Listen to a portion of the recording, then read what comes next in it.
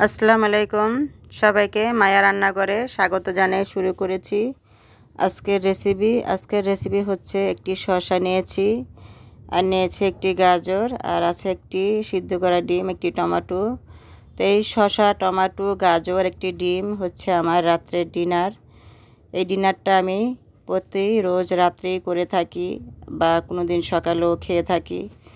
তো এটা হচ্ছে স্বাস্থ্য কমানোর জন্য, যারা ডায়েট কন্ট্রোল করতে চায়, অনেক অতিরিক্ত স্বাস্থ্য কোনোভাবেই কমাতে পারছেন না, সেক্ষেত্রে কিন্তু শসা গাজরটা হচ্ছে অনেক উপকারী একটি খাবার। এটা খেলে শরীরের চর্বি কাটে আর খুব সহজেই ডায়েট কন্ট্রোল হয়ে যায় অল্প সময়ে। তো আমারও একটু স্বাস্থ্য হয়েছিল, সে কারণে আমার সমস্যা অনেক দেখা দিচ্ছে। ডাক্তার বলেছে আমাকে ভাত আর রুটি খেতে না, তো শুকনা খাবার বা এরকম ভেজিটেবল বেশি বেশি করে খেতে বলেছে।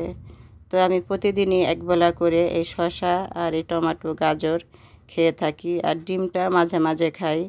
তো আপনারা চাইলে এই শসা টমেটোর পাশে কাঠবাদাম, কাজু বাদাম, চীনা বাদামও খেতে পারেন।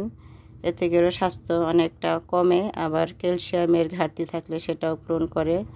তো যাই হোক, আমি আমার মতো করে কেটে নিচ্ছি শসাটাকে ফালি করে। আপনারা চাইলে সাইজ করে খেতে পারেন বা কুচি করে পোলেও সালাদ করে খেতে পারেন। তো এই শসা টমেটোর গাজরের পাশে কিন্তু কাঁচা পেঁপে রাখতে পারেন, বিট রাখতে পারেন, লেটুস পাতা, বাঁধাকপি, এগুলো আপনারা রাখতে পারেন, এগুলোও কিন্তু খাওয়া যায়। তো দেখুন, আমি এখানে শসা কেটে নিয়েছি, গাজর কেটে নিয়েছি, টমেটো কেটে নিয়েছি, একটি ডিম নিয়েছি সিদ্ধ করে। তো আমার মেয়ে প্রথমে খেয়ে দেখলো।